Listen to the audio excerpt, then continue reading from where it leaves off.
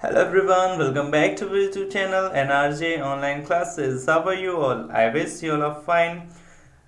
चलिए फिर आज हम लेके आए हैं आप सभी के लिए मॉक टेस्ट नंबर 6। ठीक है, अभी तक हम लोग 5 मॉक टेस्ट सॉल्व कर चुके हैं और उन 5 मॉक टेस्ट में हम लोगों ने चीज़ों को समझने की कोशिश की है कि हमारे एग्जाम का जो पैटर्न है, क्वेश्चन का जो पैटर्न है वो क्या है और हमको कैसे सॉल्व करना है इनको। ठीक है, तो चलिए आज हम लेकर आए हैं आपके लिए मॉक टेस्ट नंबर 6। ठीक है, और इस मॉक टेस्ट में क्या खास है वो तो आपको मॉक टेस्ट पूरा देखने के बाद ही पता चलेगा। ठीक है, तो इसलिए मॉक टेस्ट को पूरा देखें और प्रैक्टिस करें। एक कॉपी और पेन लेकर बैठें और अपने आप को एनालाइज करें। ठीक है, अपने आप को एनालाइज करें कि क्या प्रॉब्लम हो रही, कहाँ पे आपको गलतियां हो रही हैं। ठीक है, और जहाँ भी प्रॉब्लम हो आप कमेंट सेक्शन में कमेंट करें, हम आपकी हेल्प करेंगे। ठीक है, चलिए फिर without wasting our time we just start our lecture.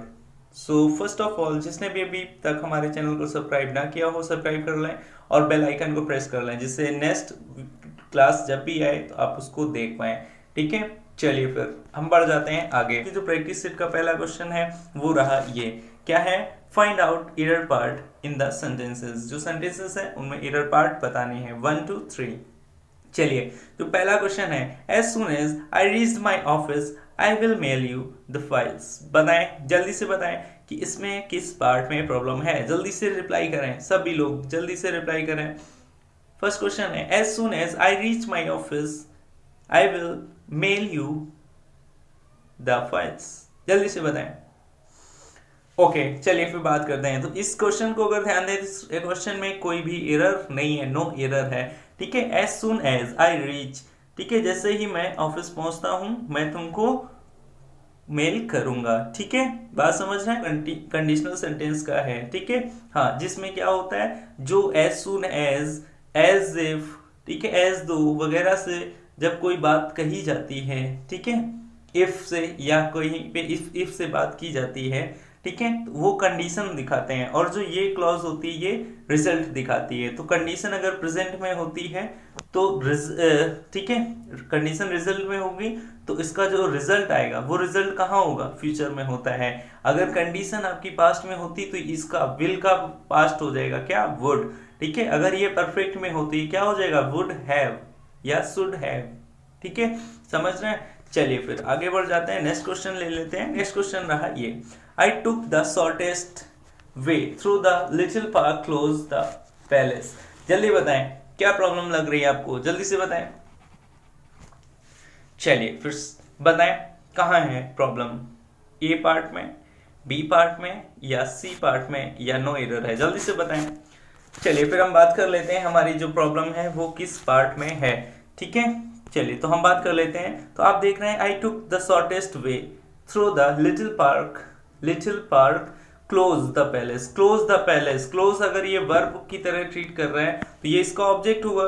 ठीक है, तो पैलेस को हमें क्या करना है? बंद तो नहीं करना है, ये बंद की दिखाना है, नियरनेस को शो करना है कि जो लिटिल पार्क है वो पैलेस के पास है। तो पास है तो ये वर्ब तो है नहीं, मतलब ऐसे प्रीपोजिशन यूज करना है तो फिर हमें यूज करना पड़ेगा इसके साथ to, close to the palace. ठीक है, जो कि पैलेस के करीब है, पास है, नियर है। ठीक है, बात समझ रहे हैं? अगर ये वर्ब की तरह यूज करेंगे तो ये इसका ऑब्जेक्ट हुआ, तो पैलेस को बंद करने की तो बात थोड़ी ना हो रही है, नियरनेस को शो करना है। तो फिर क्लोज के साथ आ जाएगा क्या? To, close to the park. समझ में आ गया? चलिए फिर नेक्स्ट क्वेश्चन ले लेते हैं। नेक्स्ट क्वेश्चन है आपका ये, क्या है? The freedom fighters laboured to the good of the poor enslaved masses. ठीक है, चलिए बताएं कहां पे प्रॉब्लम है? Freedom fighters laboured to the good of the poor enslaved masses. जल्दी से बताएं कहां पे प्रॉब्लम है? ए पार्ट में, बी पार्ट में या सी पार्ट में, या कोई एरर नहीं है? जल्दी से बताएं। चलिए फिर थर्ड को हम समझ लेते हैं। चलिए, लेबर्ड, द फ्रीडम फाइटर्स लेबर्ड, ठीक है, उन्होंने क्या किया? लेबर किया था, मेहनत की थी। किस चीज के लिए मेहनत की थी? किस चीज के लिए? इनके जो मेहनत करने का पर्पस था वो क्या था? बताएं, पर्पस क्या था? कि वो गरीबों के लिए कुछ अच्छा कर सकें। तो पर्पस बताने वाली जो प्रीपोजिशन होती है वो टू नहीं होती, टू डेस्टिनेशन दिखाता है। पर्पस दिखाने के लिए हम लोग यूज करते हैं फॉर का। ठीक है, freedom fighters लेबर्ड for the good of the poor. ठीक है, टू नहीं होगा बल्कि क्या होगा? फॉर का यूज किया जाएगा, क्योंकि हमें पर्पस बताना है। लेबर करने का पर्पस क्या था? पुअर्स के लिए अच्छा करना। तो पर्पस बताना है तो पर्पस बताने का जो प्रीपोजिशन होता है वो फॉर होता है, ना कि टू होता है। टू डेस्टिनेशन को दिखाता है, ठीक है। चलिए फिर नेक्स्ट क्वेश्चन ले लेते हैं। नेक्स्ट क्वेश्चन है ये, choose the word synonym in the meaning of the given word. ये जो वर्ड दिया गया है सैल्यूटरी, इसका हमको बताना है क्या? साइनोनिम पार्ट बताना है। साइनोनिम मतलब उसी के जैसी मीनिंग देने वाला दूसरा वर्ड बताना है, ठीक है। तो आपका वर्ड है सैल्यूटरी, ठीक है, सैल्यूटरी। अब इसी के हम ऑप्शंस देख लें, टेरिबल, बेनिफिशियल, प्रीमेच्योर या डिजास्टर्स, ठीक है। डिजास्टर्स क्या वर्ड हो जाएगा, जल्दी से बताएं। सैल्यूटरी अगर हम बात करें, सैल्यूटरी मतलब होता है फायदेमंद चीज। फायदेमंद मतलब बेनिफिशियल, ठीक है। तो इस तरीके से इसका साइनोनिम क्या हो जाएगा? बी पार्ट हो जाएगा, ठीक है। समझ रहे हैं? टेरिबल क्या होता है? भयावह, डरावना कोई चीज। प्रीमेच्योर जो मेच्योर ना हो। डिजास्टर्स क्या हो सकता है? आप समझते हैं डिजास्टर क्या होती है? तबाही। तो तबाही से रिलेटेड डिजास्टर्स मतलब एडजेक्टिव बना दिया गया डिजास्टर का, समझ गए। चलिए फिर तो इसका आपका ऑप्शन नंबर हो जाएगा बी, ठीक है, सैल्यूटरी का बेनिफिशियल। चलिए नेक्स्ट क्वेश्चन है ये, चूज द करेक्ट आर्टिकल। आप करेक्ट आर्टिकल को यूज करना है। Hindi is my favourite language, अब ये फिल करना है, क्या आएगा? ए, एन या द? नो आर्टिकल रिक्वायर्ड, क्या होगा ऑप्शन? तो अगर आप ध्यान दे रहे हैं तो हिंदी लैंग्वेज है, तो जब ये लैंग्वेज की तरह की कोई भी वर्ड, कोई भी लैंग्वेज अगर वो लैंग्वेज के सेंस में यूज हो रही तो आर्टिकल नहीं आता है उनके साथ। अगर कोई भी लैंग्वेज है, जैसे हिंदी है, हिंदी के साथ अगर आर्टिकल आप द लगा देते हैं तो मतलब हो जाएगा द हिंदी, मतलब वो लोग जो हिंदी बोलते हैं, तो उन लोगों को रिप्रेजेंट करने लगेगा, the people who used to speak Hindi. Okay, the Hindi, the English मतलब अंग्रेज लोग जो इंग्लिश बोलते हैं, समझ गए। तो जब ये लैंग्वेज के सेंस में यूज हो रहा है, यहाँ माय फेवरेट लैंग्वेज की बात हो रही है, तो लैंग्वेज है तो फिर हम इसके साथ कोई भी आर्टिकल यूज नहीं करेंगे। तो इस तरीके से इसका ऑप्शन क्या हो जाएगा? डी हो जाएगा, ठीक है। चलिए फिर नेक्स्ट क्वेश्चन ले लेते हैं, और नेक्स्ट क्वेश्चन रहा आपका ये, in the meaning to the given word. Opposite बताना है, choose the word opposite in the meaning. Opposite मतलब जो मीनिंग इसका है उसी के अपोजिट, ठीक है, जो दूसरा मीनिंग देता हो, ठीक, इसी का जैसा नहीं बल्कि इसके विपरीत अपोजिट देता हो। चलिए तो क्लैंडेस्टाइन क्या होता है? क्लैंडेस्टाइन मतलब होता है सीक्रेट चीज, ठीक है, कोई छिपी हुई चीज। फर्टिव, सीक्रेट या कोवर्ट, इन सब का मीनिंग सेम होता है। ये तीनों वर्ड एक दूसरे के साइनोनिम हैं। इनका मतलब है कोई चीज छिपी हुई है, ठीक है, सीक्रेट है। फर्टिव की बात करें या कोवर्ट की बात करें, लेकिन जो ओवर्ट होता है इसका मतलब होता है कोई चीज खुली हुई है, ठीक है, ओपन के सेंस में यूज होता है। तो ये कोई चीज सीक्रेट है, छिपी हुई है, तो उसका अपोजिट क्या हो जाएगा? ओपन, ओवर्ट नंबर, ठीक है। 6 का सी नंबर, ओवर्ट, ठीक है। चलिए नेक्स्ट ले लेते हैं। नेक्स्ट क्वेश्चन रहा ये, अब इसमें आपको बताना है which of the following is noun. कौन सा वर्ड जो है वो नाउन है, यूजफुल है, पॉजिटिव है, सेलेशियस है या नोस है? जल्दी से बताएं क्या होगा? जॉयफुल, जॉयफुल, फुल लगा हुआ है, जिससे आप समझते हैं जॉयफुल, फुल लगा है तो ये तो एडजेक्टिव हो गया, एडवर्ब होगा, नाउन तो नहीं हो सकता है, पॉजिटिव, ठीक है। अब पॉजिटिव कोई चीज हो सकती है, जैसे आपका नजरिया क्या है, पॉजिटिव की निगेटिव, पॉजिटिव निगेटिव मतलब वो क्या हो गया? your thinking is very positive, you thinks very positive, ठीक है। तो ये क्या होता है? एडजेक्टिव होता है। चलिए सेलेसियस क्या होता है? सेलेसियस बताएं जल्दी से। चलिए समझ लेते हैं। सेलेसियस जो होता है एडजेक्टिव होता है। क्या होता है? एडजेक्टिव होता है। इसका मीनिंग होता है अश्लील चीजें, ठीक है। हाँ चलिए, तो इस तरीके से आपका नाउन क्या हो जाएगा? नोज हो जाएगा। नोज आपका क्या है? नाउन है। चलिए नेक्स्ट क्वेश्चन ले लेते हैं। नेक्स्ट क्वेश्चन रहा आपका ये, spot the correctly spelled word, ठीक है, ऐसा वर्ड बताना है, वो वर्ड बताना है जो करेक्टली स्पेल्ड है। चलिए क्या है? मोनेस्ट्री, मोनेस्ट्री, मोनेस्ट्री, मोनेस्ट्री, जल्दी से बताएं। तो आप देखेंगे जो सी नंबर है, ठीक है, इसका जो सी नंबर है मोनेस्टेरी, MONASTERY, इसका मतलब होता है वो जगह जहां पे मॉन्क्स रहते हैं, a place where monks are lives, ठीक है, जहां मॉन्क्स रहते हैं, साधु संत रहते हैं, उनको मोनेस्ट्री कहते हैं, और उसकी स्पेलिंग होती है MONASTERY, सी नंबर, समझ गए। चलिए फिर नेक्स्ट वर्ड ले लेते हैं। नेक्स्ट क्वेश्चन है ये आपका, क्या है नेक्स्ट क्वेश्चन, क्या है ऑप्शंस, ये समझ लेते हैं।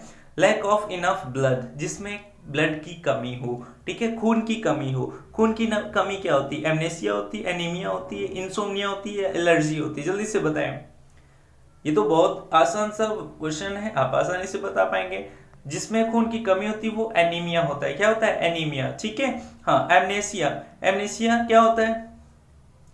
एमनेसिया जल्दी से बताएं। भूलने की बीमारी। इंसोम्निया, नींद ना आना। एलर्जी, किसी चीज की एलर्जी हो जाना। इस तरीके से यहाँ पे ऑप्शन क्या हो जाएगा? बी नंबर हो जाएगा, ठीक है। चलिए नेक्स्ट देखते हैं 10 नंबर क्या बता रहा है। Choose the alternative which best expresses the meaning of the idiom phrases. अब इडियम फ्रेज दिया गया, इसकी बेस्ट मीनिंग बतानी है आपको। क्या है? माई ब्लड बॉयल, बॉयल मतलब खोल रहा है। क्या खोल रहा है? ब्लड खोल रहा है। ब्लड कब खोलता है? जल्दी से बताएं।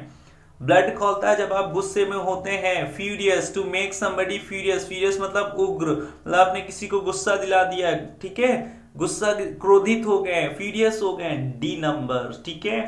चलिए नेक्स्ट ले लेते हैं। क्वेश्चन रहा आपका नेक्स्ट, ये क्या है? Change the narration, narration change करना है। चलिए पहले समझ लेते हैं क्या है question. I said to my mother, मैंने अपनी मदर से कहा, please warm this milk, don't boil it, ठीक है। तो प्लीज आप किसी से कह रहे हैं तो मतलब आप रिक्वेस्ट कर रहे हैं, तो सेड टू को किसमें चेंज कर देंगे? रिक्वेस्ट में। तो ए एंड बी तो बाहर हो गए, आस्क नहीं कर रहे हैं ना टोल्ड कर रहे हैं, वो रिक्वेस्ट कर रहा है, ठीक है। चलिए फिर अगर आप ध्यान दे रहे थे इंपरेटिव सेंटेंस, इंपरेटिव सेंटेंस को कनेक्ट करने के लिए हम लोग दो तरीके से बनाते हैं। एक तो हम लोग यूज करते हैं टू का, ठीक है, एक यूज करते हैं कंजंक्शन दैट का। तो जब कंजंक्शन यूज किया जाता है तब उसके बाद सब्जेक्ट जरूर लिखा जाता है। अब यहाँ पे देखें तो टू से भी बना है, दैट से भी बना है, और दैट के बाद सब्जेक्ट है, तो ये भी सही हो सकता है, ये भी सही हो सकता है, दोनों जगह रिक्वेस्ट भी की गई है। अब आगे आ जाइए। Warm that milk and asked her not boil it. तो ये आपकी मीनिंग कंप्लीट नहीं दे रहा है, आस्क नहीं किया जा रहा, रिक्वेस्ट किया जा रहा है। Request my mother to warm that milk and, अब यहाँ पे आस्क लगाने की जरूरत ही नहीं है, ठीक है। इस तरीके से आपका ऑप्शन नंबर डी सही हो जाएगा। Requested my mother that she warm that milk and not to boil it. Not to, not के साथ, नॉट के बाद टू का यूज करते हैं, ना कि टू नॉट का, ठीक है, ये भी याद रखना है, ठीक है। चलिए फिर नेक्स्ट ले लेते हैं। इस तरह से इसका ऑप्शन नंबर सी सही हो जाएगा। 12 number, change the voice, voice को चेंज करना है। एक्टिव से पैसिव, पैसिव से एक्टिव समझना है। पहले ये समझते हैं क्या है, एक्टिव है कि पैसिव है। सेल बी ओब्लाइज्ड, सेल के साथ बी और वर्ब की थर्ड फॉर्म, मतलब ये पैसिव फॉर्म है। अब आपको एक्टिव बनाना है तो एक्टिव में बी नहीं होगा, ठीक है। ओब्लाइज टू यू, पहली बात तो ये मिस प्रिंट है, मिस टाइपिंग है, यू नहीं होना चाहिए बल्कि गो होना चाहिए, क्योंकि यहाँ पे सभी जगह गो दिया गया है, ठीक है। I shall be obliged to go, ठीक है।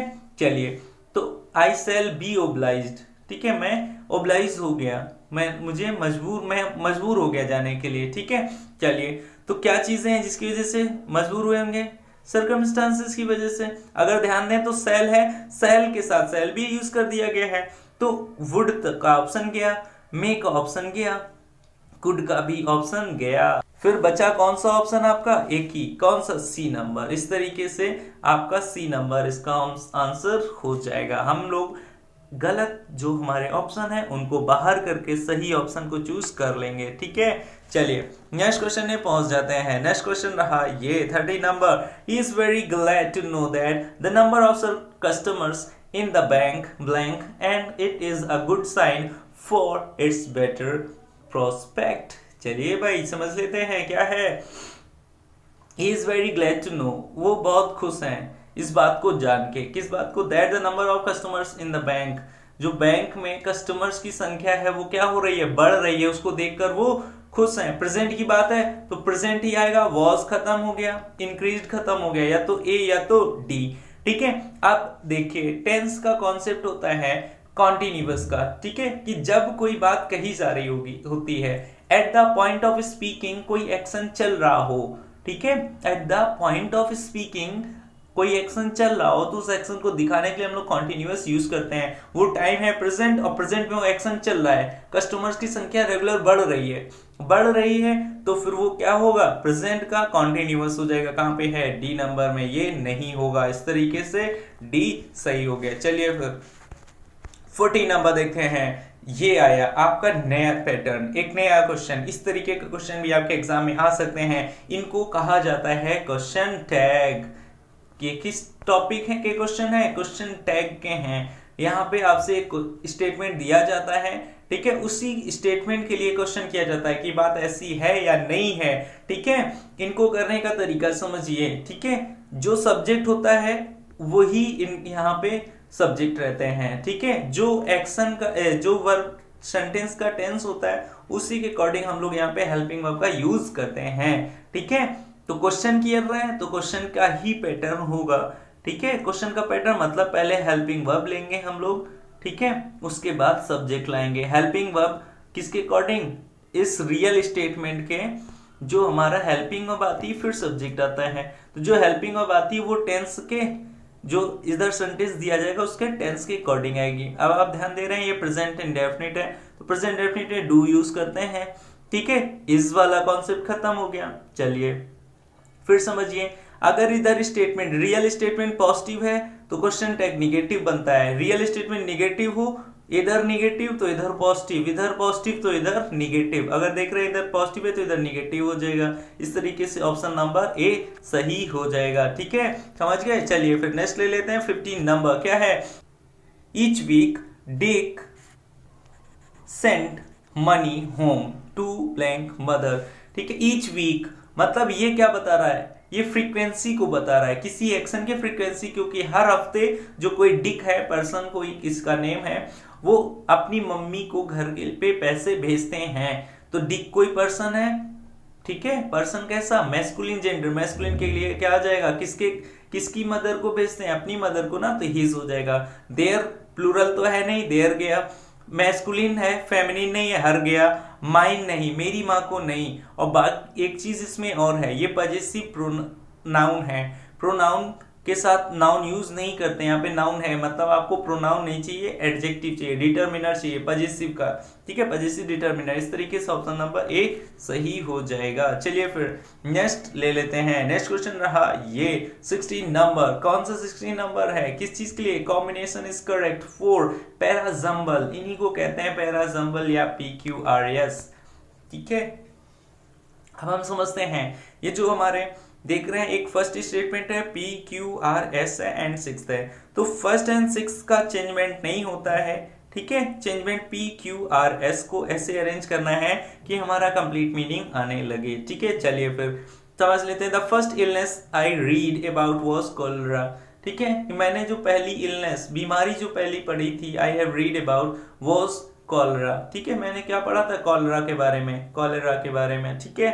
चलिए तो अब इसी से रिलेट करना है हमको कि इसकी बात और किस में आगे की गई, क्योंकि ये स्टेटमेंट तो चेंज होगा नहीं, तो इसी से रिलेटेड किस स्टेटमेंट में बात है, इसके बाद हम उसको कनेक्ट करेंगे। चलिए तो अगर आप ध्यान दें, जो ध्यान देने वाली बात है, ऑप्शंस बहुत जरूरी हैं कि इनमें स्टार्टिंग कहाँ से हो रही है? R से हो रही है, P से हो रही है, S से हो रही है, Q से हो रही है। तो इस तरह के जो क्वेश्चंस होते हैं इनको सॉल्व करना बहुत आसान होता है, क्योंकि इन सभी में आपको एक एक ऑप्शन दिया गया है, PQRS। अब अगर हमें स्टार्टिंग पॉइंट पता चल जाए, स्टार्टिंग स्टेटमेंट पता चल जाए कि इसके बाद कौन सा आएगा या कौन से वर्ड्स, कौन से स्टेटमेंट का कॉम्बिनेशन बन रहा है, तो फिर हम समझ जाएंगे, क्या समझ जाएंगे कि हमारा कौन सा ऑप्शन होगा। यही तरीका होता है इनको सोल्व करने का। चलिए तो the first illness I read about was cholera, ठीक है, कॉलरा। अब इसी के बारे में बात कहाँ की जा रही, इसको हमें समझना है, ठीक है। चलिए फिर समझ लेते हैं। I sat for a while too frightened to move. चलिए पढ़ा और आप जो है कुछ समय के लिए बैठे और डर गए उठने के लिए, ऐसी बात कैसे हो सकती है? चलिए आगे बढ़ते हैं। आई केम टू मलेरिया, मलेरिया के पास आ गए, अरे। चलिए और समझ लेते हैं। As I read the list of symptoms it seems to me that perhaps I had cholera myself, ठीक है। तो कॉलरा की बात यहाँ थी, दूसरी बात कॉलरा की कहाँ हो रही? यहाँ पे हो रही। तो मतलब इसके बाद आपको लाना पड़ेगा R, और R से स्टार्ट होने वाला एक ही ऑप्शन है। चलिए समझ गए, तो यही इसका आंसर हो जाएगा। चलिए तो आपको क्लियर हुआ? नहीं हुआ तो फिर से समझ लेते हैं, थोड़ा और चेंज कैसे आपको कनेक्ट करना है ये समझ लेते हैं। जैसे आइए S पे, then in a kind of dream I started to turn the pages of the book again. ठीक है, मतलब कुछ देर आपने पढ़ा, उसके बाद आपने क्या किया, बुक के पेजेस को पलटा। आई केम टू मलेरिया, उसके बाद आप कहाँ पे आ गए, मलेरिया में। तो मतलब एस के बाद क्यू आएगा, एस के बाद क्यू कहाँ पे है, सिर्फ ए में है और कहीं पर नहीं है। ठीक है, इस तरीके से भी आप कॉम्बिनेशन बना सकते हैं। तो 16 का ऑप्शन नंबर ए हो जाएगा। चलिए फिर नेक्स्ट ले लेते हैं। नेक्स्ट क्या है, पैसेज है। पैसेज सॉल्व करना कितना इजी है ये आपको हम अभी बताएंगे। ठीक है, तो पैसेज को पढ़ने से पहले हम पढ़ेंगे किनको, क्वेश्चंस को, जिससे हमें पैसेज में क्या ढूंढना है ये पता चल जाए, क्योंकि पैसेज पूरा पढ़ने में टाइम वेस्ट होगा, इसलिए हम सिर्फ क्वेश्चन पे ध्यान देंगे। और क्वेश्चन भी हमें पूरा नहीं पढ़ना है, हमें इन पॉइंट को याद रखना है। ठीक है, जिससे इस क्वेश्चन में बोला जा रहा है what was the following is the best title for the passage. तो पैसेज का टाइटल पढ़ना है, पता करना है, तो आपको पैसेज पूरा पढ़ना पड़ेगा। चलिए इस पे हम बाद में आते हैं, पहले आगे के क्वेश्चन देख लेते हैं। 18 नंबर क्या है, what was the goal of the campaign against small pox.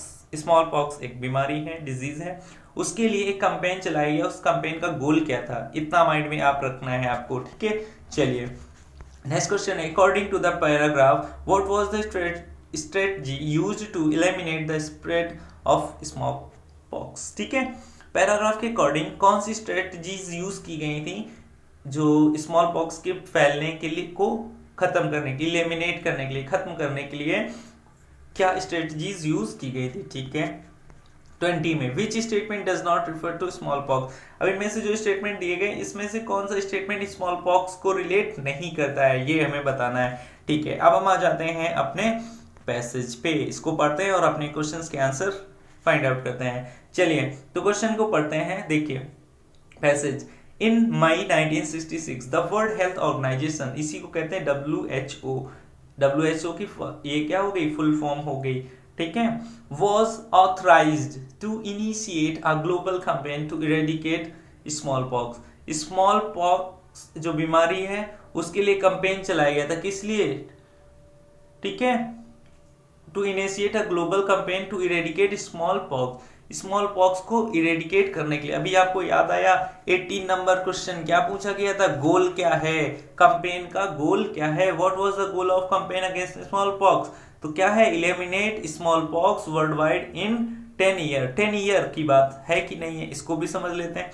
इसको थोड़ा और आगे पढ़ते हैं तो पता चल जाएगा। चलिए फिर क्या है पता करना, ये देखिए पता करते हैं। तो goal was to the disease in 1 decade. 1 decade मतलब 10 साल, डिकेड मतलब 10 ईयर की बात होती है। ठीक है, तो ये 10 ईयर की बात हो गई। इस तरीके से आपका ऑप्शन नंबर क्या हो जाएगा, इस तरीके से आपका ऑप्शन हो जाएगा बी नंबर। ठीक है, to eliminate smallpox worldwide in 10 years. ठीक है, समझ आ गया। चलिए तो अब 19 में क्या था, हमें स्ट्रेटजी पता करनी थी कि कैसे उसको एलिमिनेट करना है। ठीक है, अब हम आगे पैसेज को पढ़ लेते हैं जिससे हमें इसके बारे में पता चले कि क्या इसके जो स्ट्रेटजी थी वो क्या थी। Because similar projects for malaria and yellow fever had failed. Malaria और येलो फीवर के लिए जो पहले प्रोजेक्ट चलाए गए थे वो फेल हो चुके हैं। ठीक है, few believed that smallpox could actually be eradicated, कि इसको इरेडिकेट किया जा सकता है, बट 11 ईयर आफ्टर, कि 11 सालों बाद, लेकिन वो तो 1 डिकेड के लिए रखा गया है। ठीक है, the initial organisation of the campaign, no cases were reported in the field. The strategy was not to provide mass vaccination but also to isolate patients with active smallpox in order to contain the spread of the disease। तो यहाँ पे strategy के पता चल गया क्या थी। Strategy was not only to provide mass vaccination, कि मतलब ज्यादा से ज्यादा लोगों को वैक्सीनेशन देने की, बल्कि but also to eradicate patients, isolate मतलब अलग करना है, किसको, पेशेंट्स को, with active smallpox in order to contain the spread of the disease. ठीक है, तो आपका 19 नंबर में यही था ना, according to paragraph was the strategy. ठीक है, तो क्या थी स्ट्रेटजी, स्ट्रेटजी थी isolation of victims and mass vaccination. C number इसका आंसर 19 का। ठीक है, 20 में क्या पूछा गया है, which statement does not refer to smallpox. चलिए समझ लेते हैं क्या नहीं रिफर किया गया है। चलिए उसके पहले हम और पैसेज को आगे पढ़ लेते हैं जिससे हमें चीजें क्लियर हो जाएं। चलिए फिर आगे पढ़ लेते हैं। हाँ, spread of the disease and to break the chain of human transmission, rewards for reporting smallpox assisted in motivating the public to aid health workers. Each smallpox victim was sought out, removed from contact with others and treated. At same time, the entire village where the victim had lived was vaccinated. Today, smallpox is no longer a threat to humanity. Routine vaccination have been stopped worldwide. चलिए फिर हमने question को ले लेते हैं। 17 number question क्या था? What was the following in the best title for the passage? Is the best title for passage? Passage के लिए best title क्या है? World Health Organization, the eradication of smallpox vaccination, infectious disease. Infectious मतलब छूने से फैलने वाली बीमारी नहीं, the eradication of small pox, ये इसका टाइटल बेस्ट हो जाएगा पैसेज के अकॉर्डिंग। ठीक है, तो 18 का तो आपने देख लिया था, क्या था इसका, क्या था? Provide mark against smallpox worldwide, to eliminate smallpox worldwide in 10 years। ठीक है, ये बी नंबर था इसका। 19 का क्या था? 19 का C number, isolate the victim and mass vaccination. 20 number क्या? Which is doesn't refer to the smallpox, previous project had failed. ये बात तो येलो फीवर वगैरह के लिए की गई थी, इसके लिए नहीं की गई थी, तो बस ये इसका आंसर हो जाएगा ए नंबर। ठीक है, इस तरीके से आज की जो प्रैक्टिस है आपकी कंप्लीट होती है। ठीक है, उम्मीद है आपको चीजें समझ आई होंगी और कुछ नई नॉलेज भी मिली होगी। ठीक है, तो इसी तरीके से हमारी प्रैक्टिस से जुड़े रहने के लिए हमारे चैनल को सब्सक्राइब जरूर कर लें, और अगर ये प्रैक्टिस आपको पसंद आई हो तो वीडियो को लाइक जरूर करें और अपने दोस्तों के साथ शेयर भी जरूर करें। ठीक है, तो आज के लिए इतना ही, मिलते हैं बहुत जल्द।